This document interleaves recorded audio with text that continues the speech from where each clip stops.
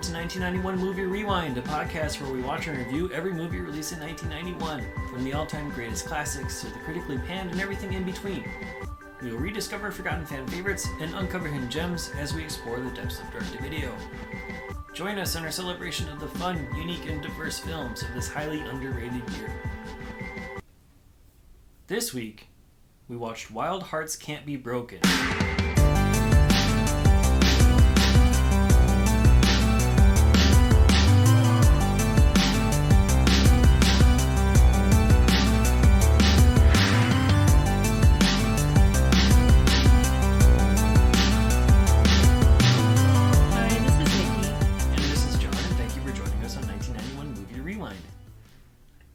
Wild Hearts Can't Be Broken is inspired by the true story of Sonora Webster, played by Gabrielle Anwar, a young woman who lost her parents and left her life in small-town Georgia to join a traveling roadshow.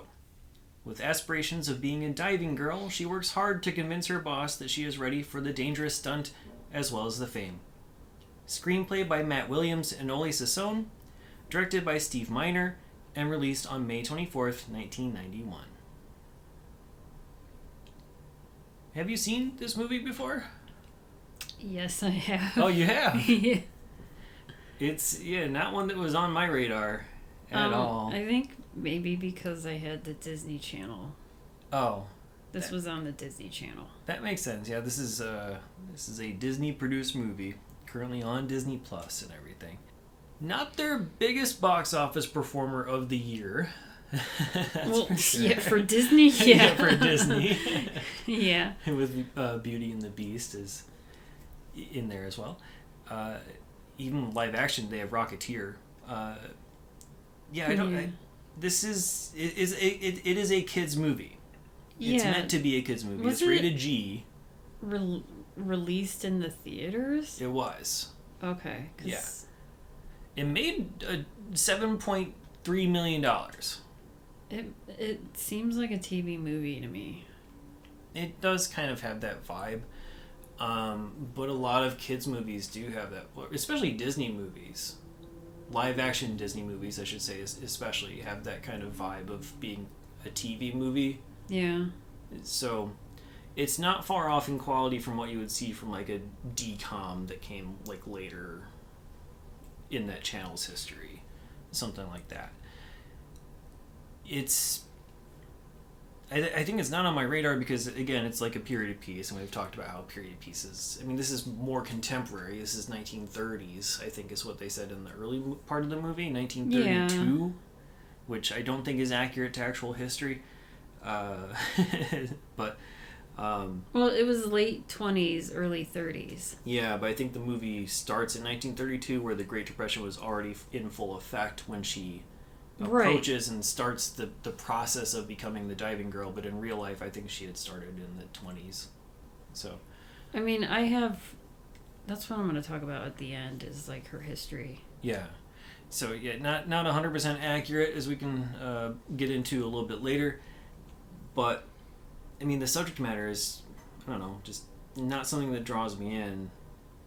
It's a weird thing to have a movie about horse diving, which is something we haven't really said. Like, we're saying diving girl, but that means you are jumping onto a running horse who's going up this giant ramp and diving off of a tower 40 to 60 feet in the air into a giant pool of water down below for public adulation.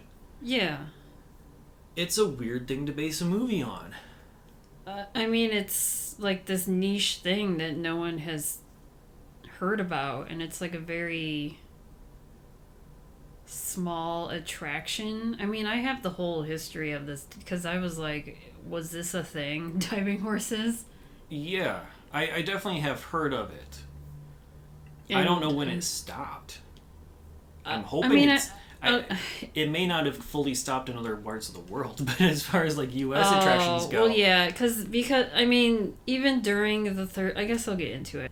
During the 30s and 40s, when they are in Atlantic City, they had like animal rights people there trying to stop it. And then the diving horse theme, I guess, itself, or attraction itself, kind of stopped in the 70s. But then they wanted to pick it back up in the 90s, and I think maybe because of this movie. Oh, okay. Because there was like a revival in 1993. And I think it's probably because of this movie.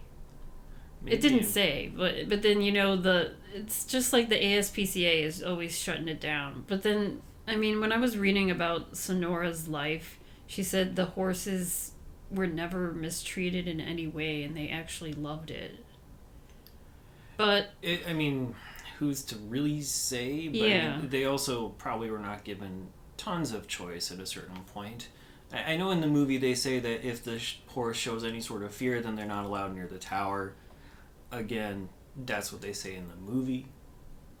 May not have been true in reality. You know, we know how circuses can treat certain animals, and so this is not far removed from that.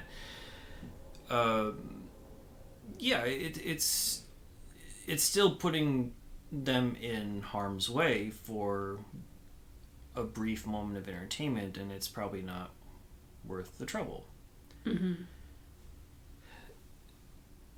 So that aside, I mean, it is a weird thing it's a weird story to build a movie around. I guess because it's just like this niche idea that no one has thought of. And it's when she becomes blind, it becomes even more of like this heroic story of her and horses. I don't know. Yeah, I mean that's yeah. I mean, obviously, there's the appeal of seeing horses in general, right? That's something that can appeal to a certain audience. Her memoir. This is based off of her memoir, and the memoir is called "A Girl and Five Brave Horses." And we only get to really see 2/3 in this movie, if you count the one in the beginning. Yeah. 2 of them are named Lightning, and then the other one is Red Lips. Yeah. Yeah, I think part of it is just the appeal of seeing horses, and you know, horse movies are always. Yeah, you got like Black Beauty. You have all those. Seabiscuit and like whatever. I mean, you know, there are several horse movies that come out every single year.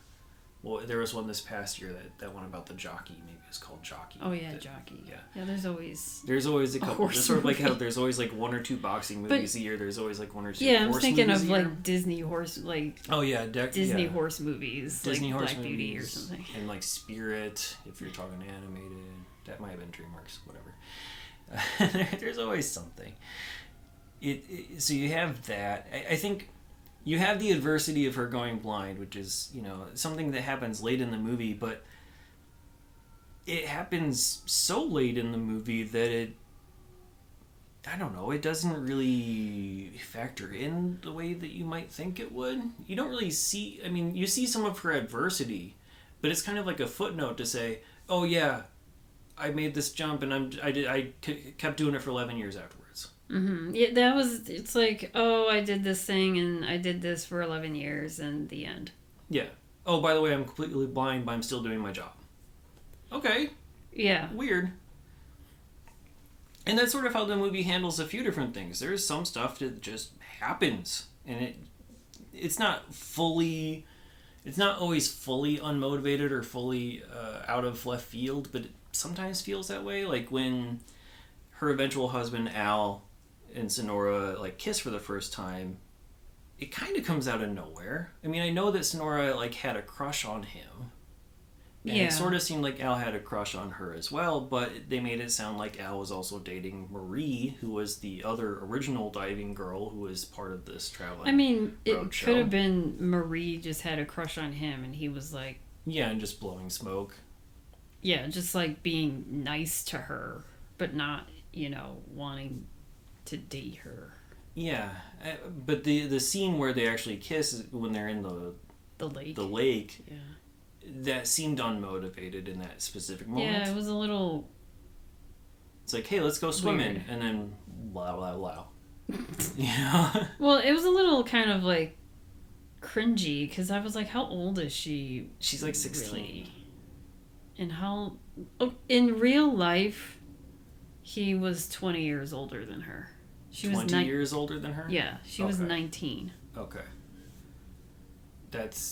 I'm glad they adjusted that somewhat. But yeah, the person who plays Al certainly seemed older. Right.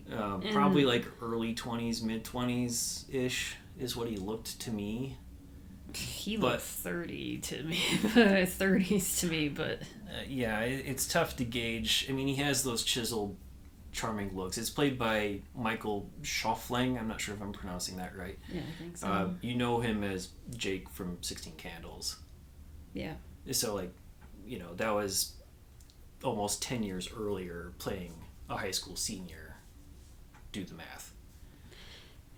Yeah, and I think he was even too old to be a high school senior in 16 Candles.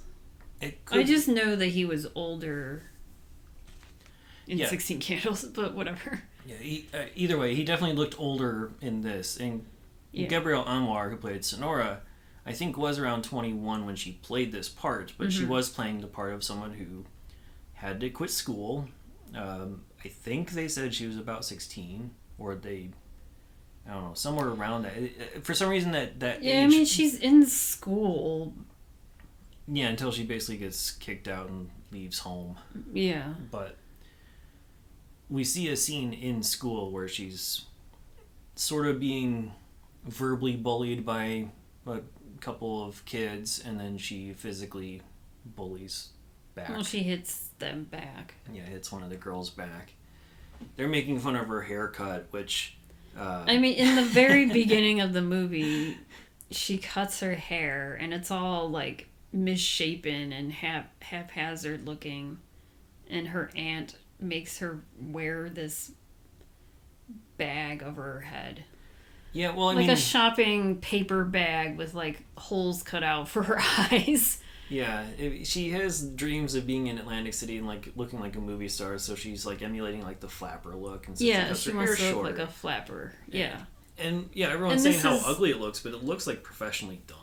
Like, yeah, with the second she takes that bag off her head, it looks like it was professionally cut and like blow dried perfectly or something. Yeah, like little highlight streaks and everything. Yeah, I was like, okay. But they're making fun of her probably because it's short. I think was really what they're trying to go after. Because in the 20s, I mean, in the flapper era, it's like you had long hair until like in the flapper era, when the women wanted to be a little bit more free, they would cut their hair short. And that was like a no-no at that time. Yeah, you're too much of a free spirit. Yeah, you had to have your hair all the way down to like your ankles. Right. Or you're ugly or something. I have no idea. I was like, her hair looked fine. Yeah, in short hair means ugly to this town, and so she was antagonized for it. So yeah, we see like a brief scene of her in the school, and then the aunt that she's living with kicks her out. In essence, she's going to send her to live with the state. Like foster care. Yeah, like foster care, while keeping her sister... Her younger sister, yeah. Arnett. And then so she decides to leave home because she had seen this ad in the general store about this person needing young girls to be divers, diver, right? Writers and divers, and it'd be a traveling thing. So it's really just her way to break into show business and get away and travel and be free.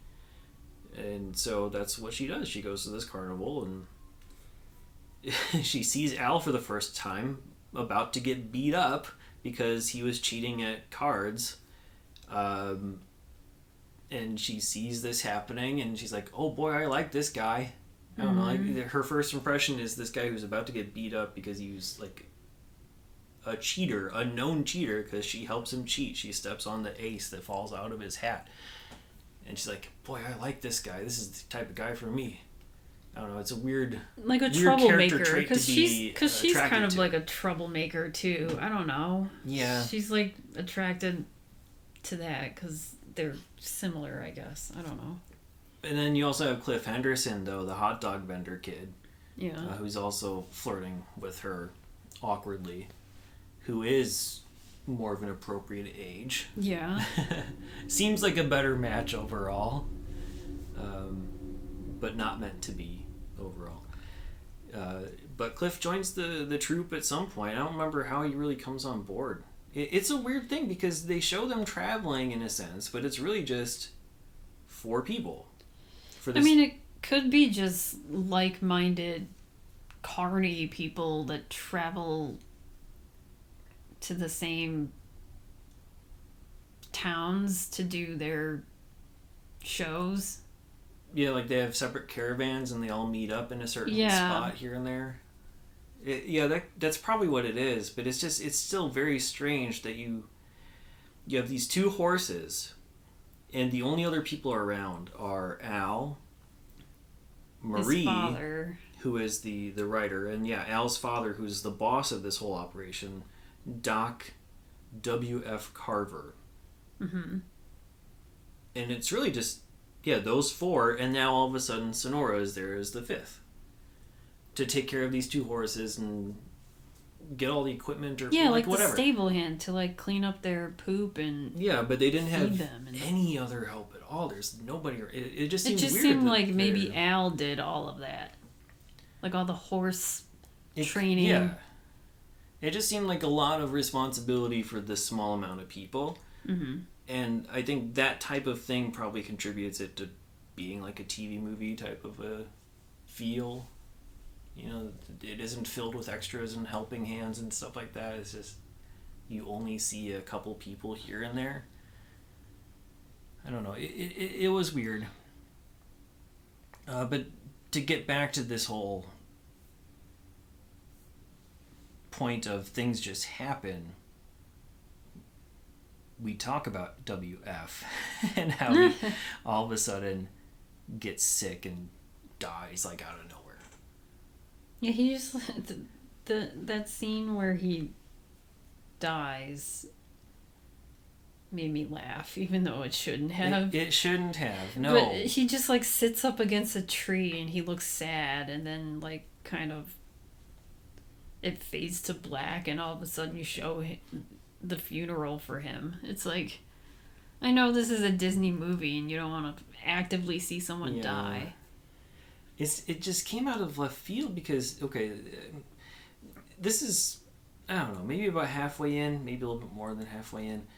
Al arranges a contract for them to have a show set up in Atlantic City, which is Sonora's dream town to be in. And so they're on the road. Sonora's in the passenger seat of the car with WF driving. And she's like, oh, you look kind of pale. Is everything all right? It's like, yeah, everything's okay. But let's just pull over, maybe get some air for a bit. And that's the first indication that he might be sick in any way is, hey, you're looking a little pale. And then literally 2 minutes later in the movie, he's dead. Yeah, I don't know. He lays up against the tree. And Sonora sees like this bag float away from the picnic that they have set up otherwise in the fields that they stopped in. And I guess the bag blew near WF, and that's where before all that found. He and Al have a fight. Yeah, there's a lot of other stuff that happens too. Yeah. And that's when Sonora is in the beginning she talks to Doc about being a diving girl, and he's like, you're too young and puny basically, but you can be a stable hand. And then it kind of like works up to where Al wins this horse from playing poker or whatever. Mm-hmm. And it's like a very wild horse. And Doc is like, if you train it and blah, blah, blah, maybe you can start becoming a diving girl. So they start training. They call the horse Lightning because her horse growing up was called Lightning. Mm-hmm. And that's how it just like begins her obsession with wanting to be a diving girl. Yeah. And Al, it's like her and Al working together, training this one horse, and they're talking about their dreams and doing it in secret. Yeah. WF does like not they wake know. up super early in the morning to do this, and Doc doesn't know it, and Marie doesn't know it until Marie. She was gonna use Lightning as the diving horse. And Sonora's like, don't kick it. He doesn't like to be kicked in the heels. Yeah, don't make him like giddy up with the heels. With the heels, yeah. She's like, don't use the heels. But, Marie does. She falls off the horse and she like dislocates her shoulder. And that's when, they kind of like, oh, where are you going to find a diving girl within a week type of thing. Mm-hmm. And that's when, because her and Al were secretly training for this. So that's when Doc was like, okay, if you can mount the horse while it's moving, then you can do it. So then it's her, like, training to mount this horse while it's moving it's a lot of montages. Of a horse running around in a circle and someone falling off of a little pedestal. Yeah. Yeah. Multiple times. Once while she has sight, and once also while she does not have sight. Yeah. So, so Sonora comes in to save the day, and the show must go on, and now Marie is super jealous of the whole situation, and she quits. Al also has a falling out with the father, because the father is very protective of Sonora and does not want the older Al to be dating this younger girl and putting her in danger. Which I agree. So WF is very much a father figure in the right ways. Yeah. Yeah. But then, Al's like... And so they have a falling out and a physical altercation. I'm leaving. And you have like this weird little montage of Al sort of hitting hard luck on his own during the Great Depression, and they really hammer it home that things are rough all over for everyone, and he's starting to grow stubble, so things are bad. And you see, like, the shows are also getting canceled at the same time. You see, like, the posters, canceled, scrawled across it, and all this kind of stuff. And because no one trying to find work. Yeah, and no one can afford to see it, and if no one can see it, then like they can't have a show. But yeah, eventually Al comes back and he lands a contract with Atlantic City for a residency. Meanwhile, while Al is gone, that's where Hot Dog Guy comes back in, Cliff Henderson. So right, because someone else needs to be there, because there's only the 4 or 5 people, and now 2 of them are gone. So Al was the one that did all the bringing the horse out and like having it ready to go up that ramp and all that stuff. Mm-hmm. So and Doc is the one that's doing. He's the showman who's doing all the announcements and whatever, so he can't do that. Yeah, and Doc is in like this full, I don't know, like Billy the Kid type garb, like very, very like a Wild West cowboy sheriff looking thing with a big ass mustache and super huge weird hair and everything too, and the frilly jacket. So he's there to be a showman, like he has that appearance of that. That's what he's been doing most of his life. Which Al also does not like. He wants it to be more modernized and whatnot. But now that Al is taking over because he has to, then his father dies, so now Al has to take over as the showman announcer, and then like that Cliff takes over as the handler. The whole part where Al is practicing in front of like not a mirror but a window, I guess. Yeah, a reflection of a window. Reflection, and he's like doing that whole ladies and gentlemen stuff. That was like very cringy. I don't know. He was bad at it, and the thing is, like, the hot dog kid Cliff was so much better while he was making fun of Al. And then I was like, have him do it. Yeah. Just bring Cliff. Have him be the MC. That's the family business. He's got to do it. And then I was like, is Michael Schaffling just like a bad actor? No, like he's purposely being bad. Yes, the whole point is that he's nervous and bad at this whole thing, and he has to come into his own.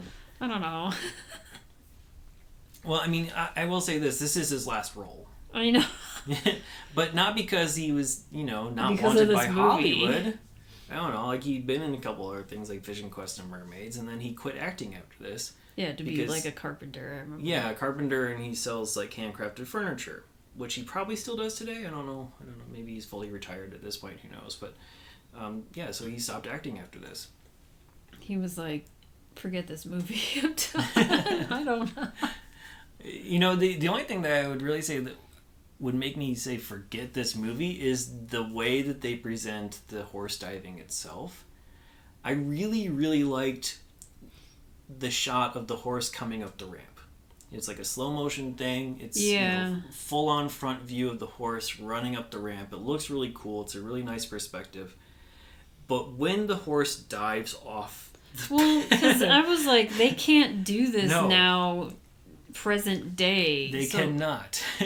So basically what it looks like to me is a paper cutout superimposed over a background long shot. What it looks like. So it looks really, really bad fake. They shouldn't even have shown they shouldn't have done the long shot, but they kind of had to. I know they kind of have to, but I know this is the early 90s, but they needed some sort of effect. They needed something that looked better than that. And then the horse, jumps into a pool of water from, 5 feet up or something. It probably did a 5-foot jump, in real life. Yeah. Something very simple.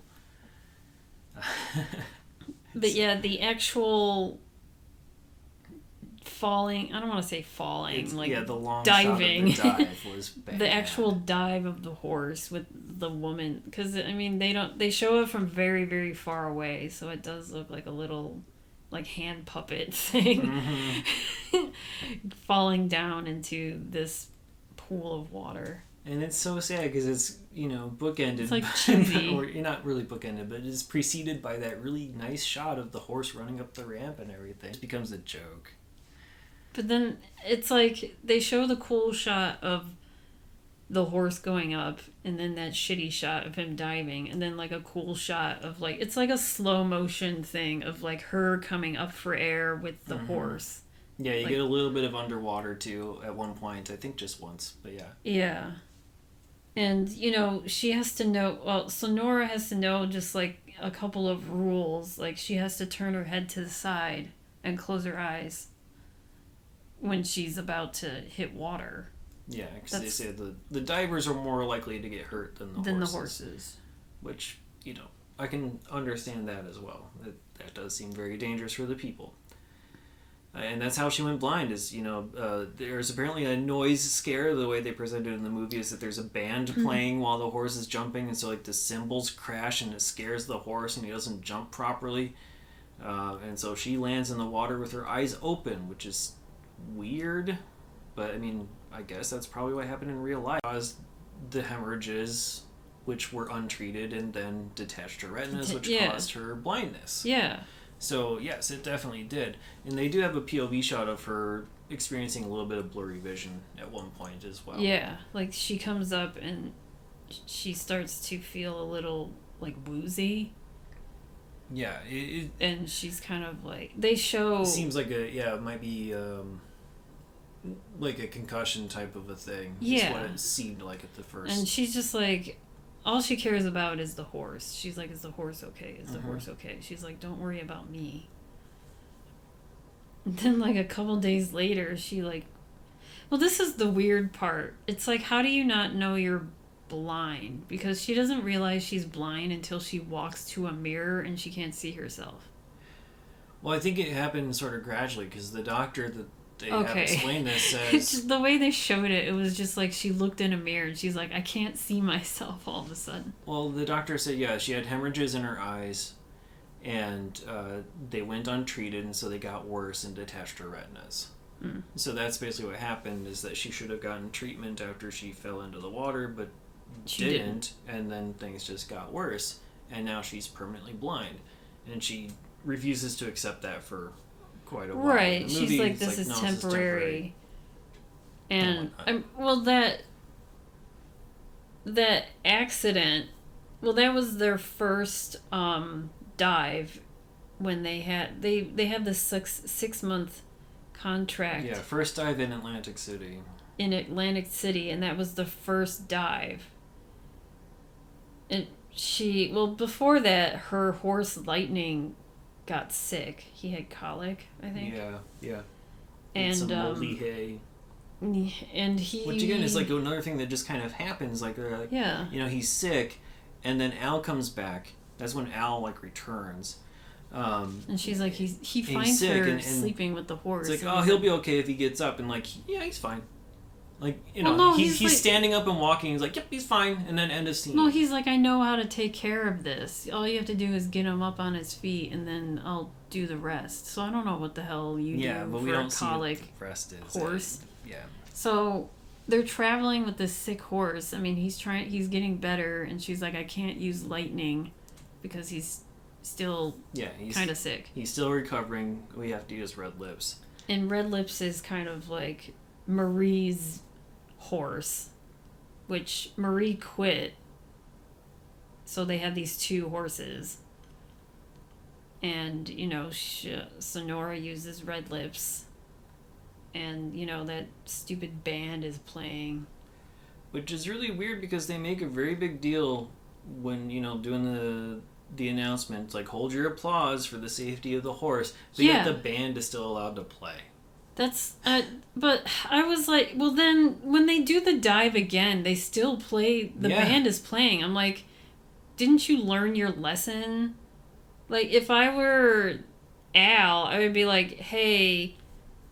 Move this band to a different part of the boardwalk. Or just, I don't know, you can play a song, like, while they're, like, riling up the crowd, but then everyone should be quiet, including the band. Yeah. Once this dive is going to happen. And then I think once, you know, the horse does its dive and they come back up, then you can play the band again.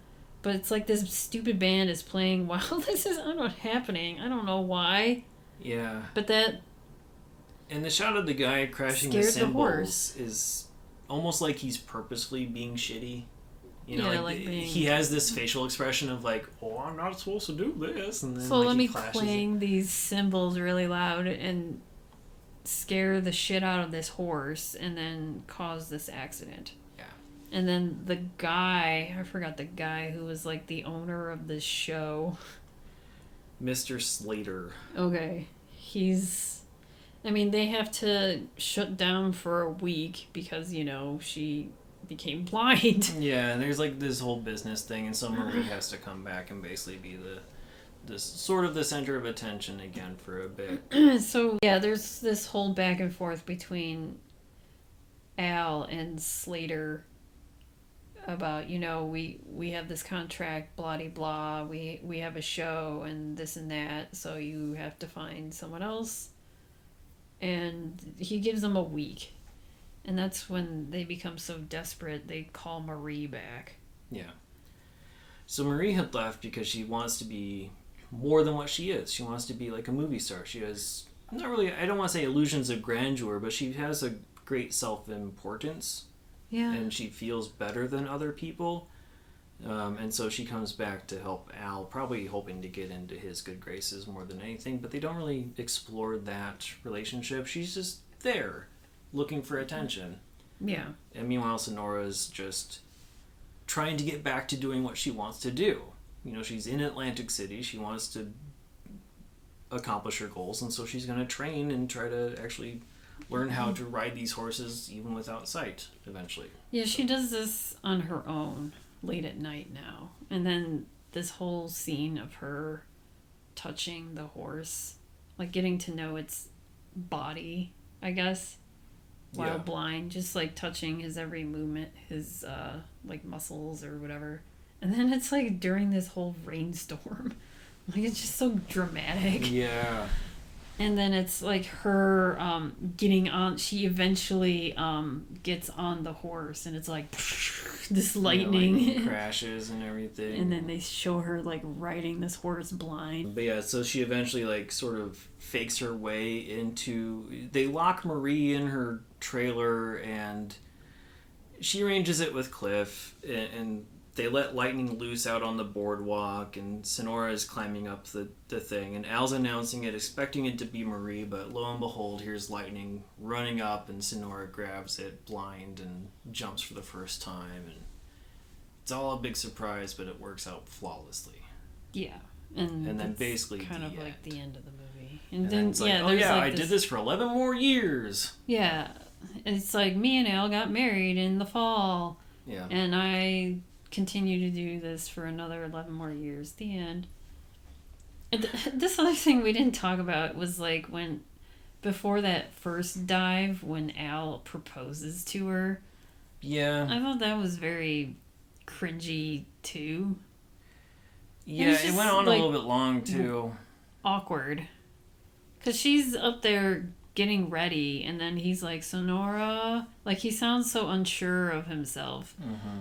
He's like, Sonora, can you marry me? Or something. Like, the way he asks. Yeah. It's like...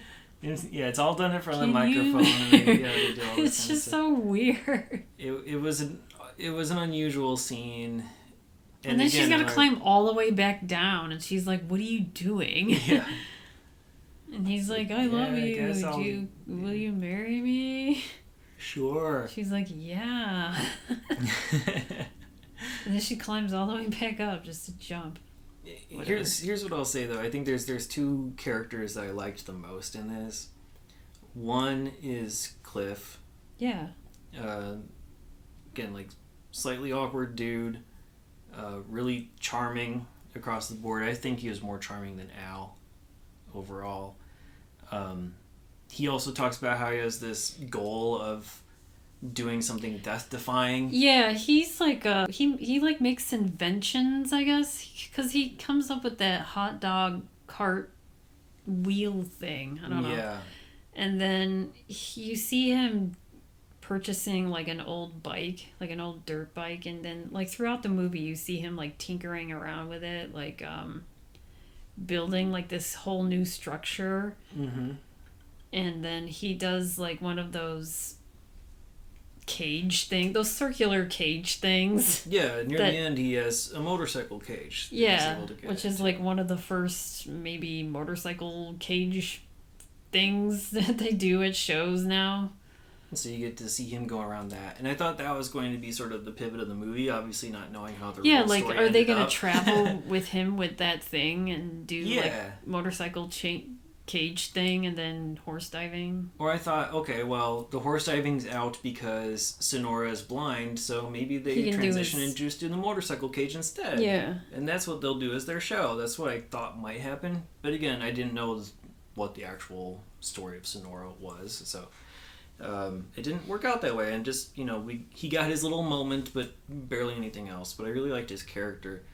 And then my favorite character is just Sonora. Mm-hmm. I think that Gabrielle Anwar played this part perfectly. Yeah. She's childish, but not too childish. She has, the confidence. She has like a little bit of manipulative tactics. She's strong-willed. She's charming. She still has that playfulness, but she's, it's like this perfect mix of everything that you would expect of this. I don't know. She's not naive. She's not taken advantage of. She's just, a good, strong character. Yeah. And then you have like Al, who's just sort of there to be the love interest. I don't know. Yeah. Which is a weird love interest. He's the son of the creator of this show. Yeah, and Dr. Carver, I think, is also a pretty good character. He's just, not in it a whole lot, obviously. But yeah, he provides that nice father figure. Well, we can talk quickly about the cast and crew. So we have the director, Steve Miner, who's a 2-time Emmy-nominated director and producer for The Wonder Years. He got his start directing Friday the 13th Part 2. He also did Part 3. He did House and Warlock, so he did a lot of horror movies. Most recently in the horror realm, I think he did Halloween H2O. He's also done stuff like Soul Man and My Father the Hero, the American remake, and also like Forever Young. Matt Williams, one of the writers, he has had a very prolific career, 6-time Emmy nominee for shows like The Cosby Show, Roseanne, Home Improvement. He's also writing on the Conners. And has a Spirit nomination for producing Bernie, that independent movie with Jack Black. Oley Sassone, I don't know if I'm pronouncing that right. I'm sorry if I'm not. He was one of the writers on this, but he's mostly a director as well. He's done a lot of music videos for people like Mr. Wang Chung, Gloria Estefan. He has also directed the movie in 1991, Final Embrace, which is on our list. It's basically like a softcore, softcore thriller type of a thing. He directed the 1994 Fantastic Four movie, that early Marvel attempt, and he's done stuff like episodes of Hercules, Xena, Warrior Princess, Silk Stockings, and Martial Law. Gabrielle Anwar is a Fangoria nominee for Body Snatchers. She was in the 1991 movie If Looks Could Kill, so we'll see her again in that. And she was also in the Tom Petty music video Into the Great Wide Open this year. Aside from that, she's been in things like Scent of a Woman, Three Musketeers, Things to Do in Denver When You're Dead, Burn Notice, and Once Upon a Time. Yeah, she was like another early 90s it girl. Yeah. Like Penelope Ann Miller. Yeah, definitely. She was... she did... I think especially after like Scent of a Woman, she really became... Yeah, like with hot property. Three Musketeers and stuff. I mean, it could be that she decided to sort of scale back her own acting career on purpose. It could be that parts weren't offered to her within the age range that she was trying to play. Like, there's all kinds of weird things that could be happening. But she eventually, she is still acting. I think Once Upon a Time is one of her more recent TV recurring roles. And then she was in a bunch of episodes of Burn Notice. So, she's still going after parts. Unlike Michael Schoeffling, who we talked about already. Cliff Robertson played Dr. Carver. He is an Oscar winner for Charlie, playing Charlie. An Emmy winner for an episode of Bob Hope Presents, and a nominee for United States Steel Hour. Things I don't really know what those are. He's been in movies like Picnic, Masquerade. He played JFK in the movie PT-109. He played the character Shame on a few episodes of the old 1960s Batman series. He's been on a bunch of Falcon Crest episodes, and probably best known to contemporary audiences as Uncle Ben Parker in the Tobey Maguire Spider-Mans.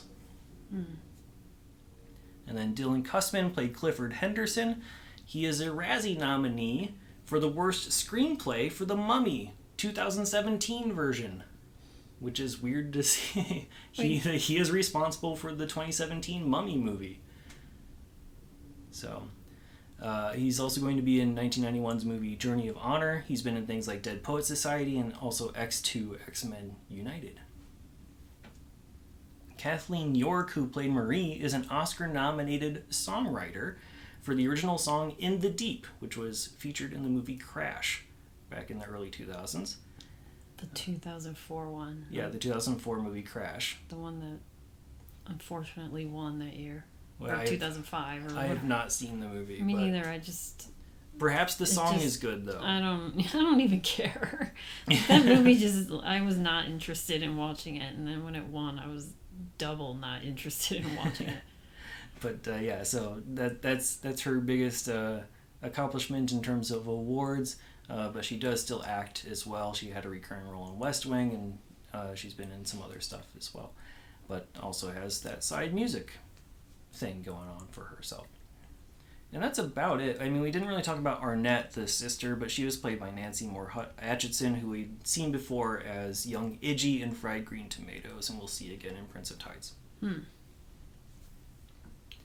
No awards to speak of for this one, which is not too surprising. But it did okay in the box office. It's, about almost made the top 100 in terms of performance. On to true crime and pop culture we go. There's no true crime, but I'm just going to talk about more of Sonora's history and then the history of diving horses, I guess. Mm-hmm. So, one thing, I don't know if you saw this, that when Sonora saw this movie, she was disappointed in it. That the movie, the way the movie depicted her life and career. and she remarked that after the film screening that the only thing true was that I rode diving horses, I went blind, and I continued to ride for another 11 years. And another thing that's true is she did marry Al. Yeah. So I guess everything else it portrayed in this entire movie was not true, according to her. But, okay, so I was looking up the history. I was like, when did this begin? The diving horses? And it started, so Doc Carver did invent this diving horse attraction himself. So William Frank Carver, he's known as Doc because he was going to school to be a dentist. And this guy has, like, he's lived a life. I don't know. He's done, like, everything. But it's funny when you mentioned like his clothes, because before he did his diving horse shows, he was doing a Wild Wild West show with Buffalo Bill Cody. Okay. This is in real life. This guy. Yeah. So he's of that he was age, doing. for sure. He's doing. So he was. This was in the 1880s. At this point, he was doing these Wild West shows with him for about 10-ish years, and they kind of just like broke up. There's an entire history about just that.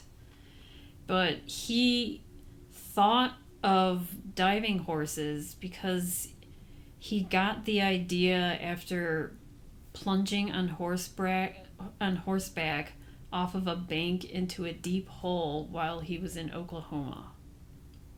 Okay.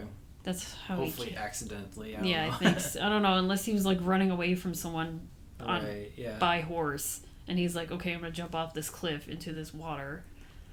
Yeah. That's probably what happened. And he's like, wait, I'm gonna turn this into a whole attraction. So this started in August of 1894 is when he thought about this.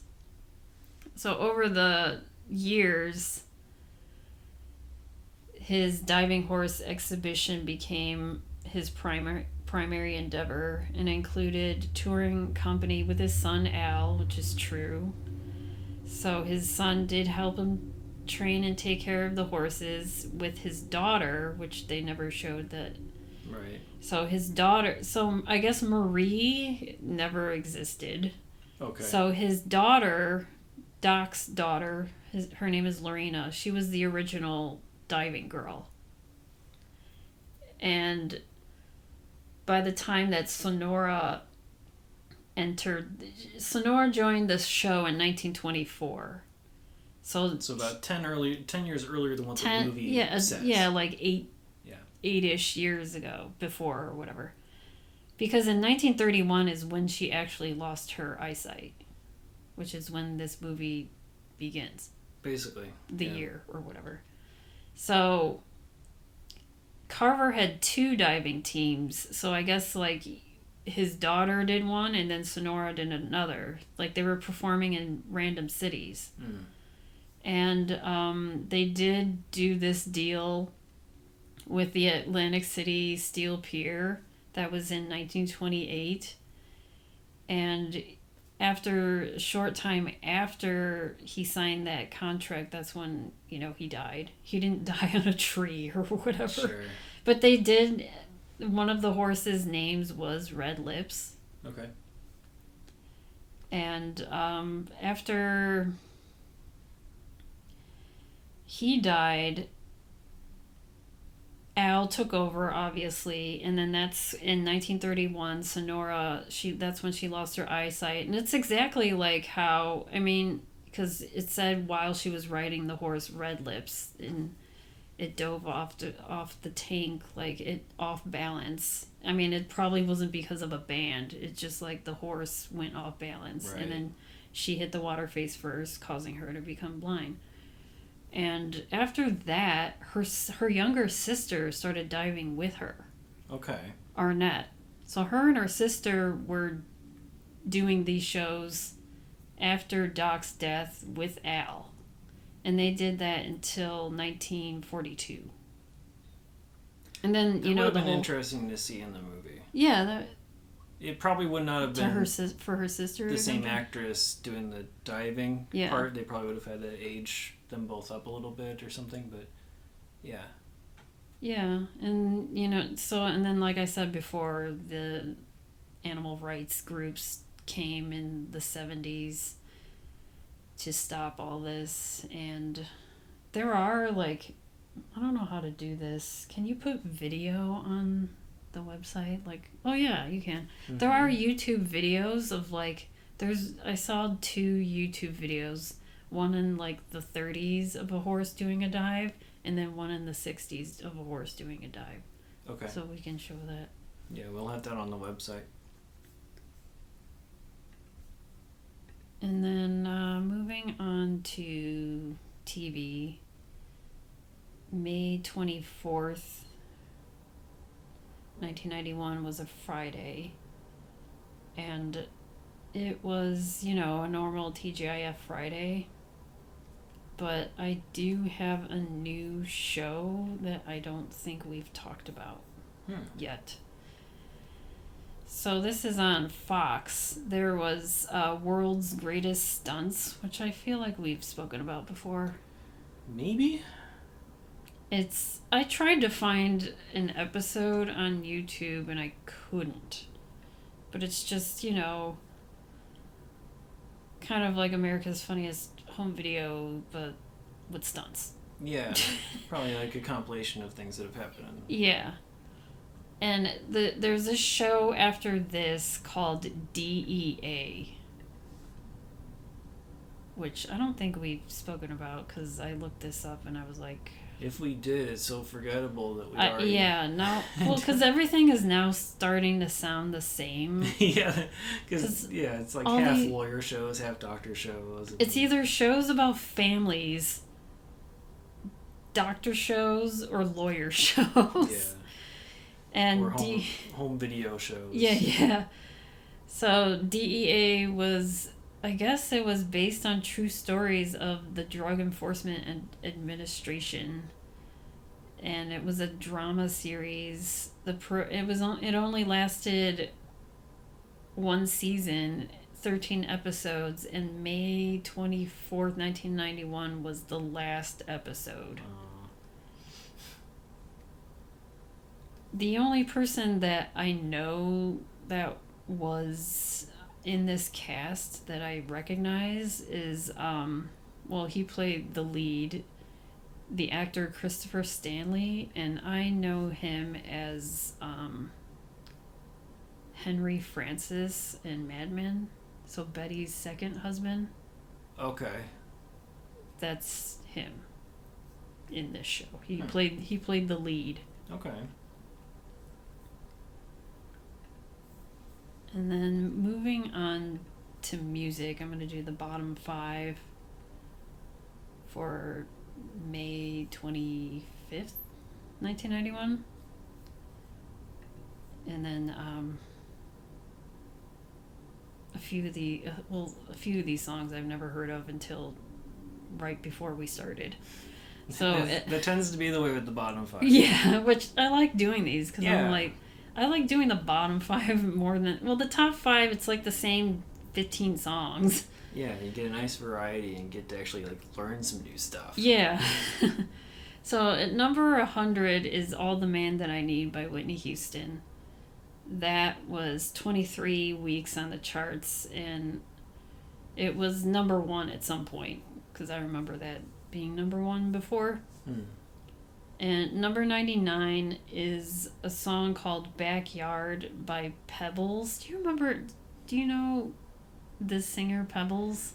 It sounds vaguely familiar, The female singer. Yeah, I remember her. But I don't remember the other song, because this song, that title doesn't sound familiar. No, this song I've never heard of, and the lyrics were cracking me up. It was Pebbles featuring Salt and Peppa.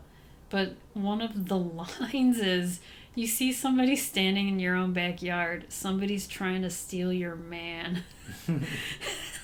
Like someone's gonna abduct your man from the backyard. Yeah. It's just...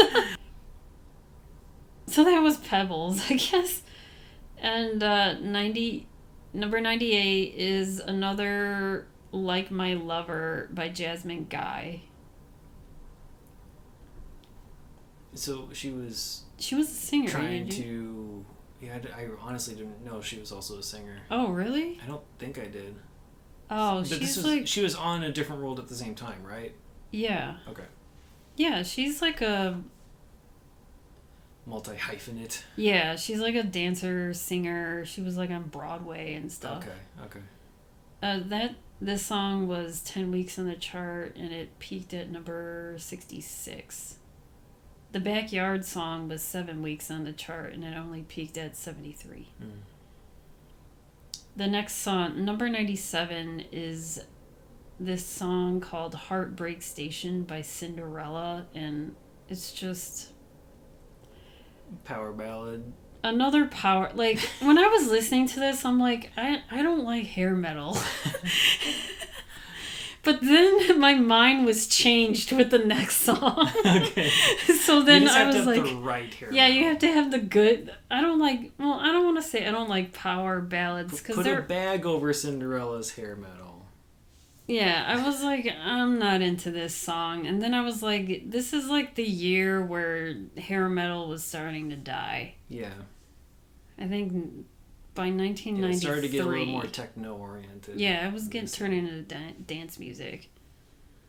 But, that was 11 weeks on the chart, and it peaked at 44.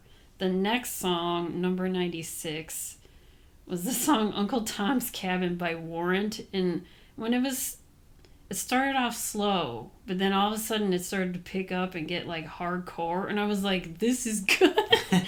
And then like the lyrics in the video is like so interesting. It's like a story, and it's just like about two guys witnessing other guys like killing people and like burying their bodies and throwing them in a well, and then it's like this whole thing. But that video was nominated for an MTV Video Music Award for Best Rock Video, but it didn't win because the winner for that year was Enter Sandman by Metallica, which that makes sense. Yeah, that makes sense. Tough competition. Yeah. So that was only 6 weeks on the chart, and it peaked at number 78. All right. Well, on to rankings and ratings we go then. Where on your 1 to 5 star scale would you put Wild Hearts Can't Be Broken? I mean, I'm going to give this a 3. It's like the same... It was like the same vibe as Wildflower. Yeah. Which is weird. But yes, I agree with you. It is sort of the same type of vibe. It's like this quasi-kids movie that has some weird stuff. It has like a message. It's like she persevered and overcame, her blindness, and she became this brave young woman to dive horses. Yeah, I liked and became famous for that. I liked Sonora's journey, and I liked it probably because of the acting of Gabrielle Anwar and how she portrayed this complexities of it. On my 0 to 4 star scale, I'm still probably going to give it like a 2.5, so like slightly above average, but not there. I don't know. A lot of the movie just kind of happened, like I said, and a lot of the ancillary characters, I still have a hard time like getting into like these older period piece type of movies, and having like, it's not meant for me. It's not meant for a 40-year-old dude. This is, Okay. I'm not the core audience of this, so it's okay that it doesn't fully resonate with me.